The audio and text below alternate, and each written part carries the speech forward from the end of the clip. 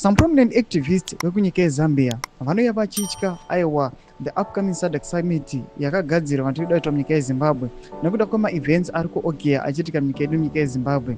Vanotya kutochewa nekuabductiwa kuri kuitwa vanhu.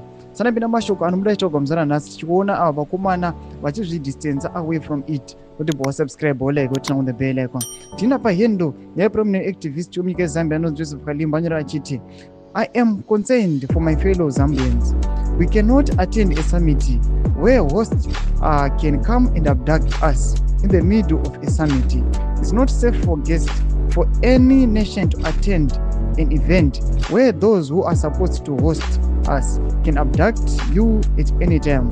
It's not safe at all. Masho watakuona Joseph Kalimba nokuda abductions ari kuona ari kuitika kunyanya vazhinji vanhu opposition achiti aiwa the environment is now not safe kuti aiwa the host inopuwa ma-allegations ekuti ava vakomana vari kuabducta vanhu vakomana vari kunyangarisa vanhu.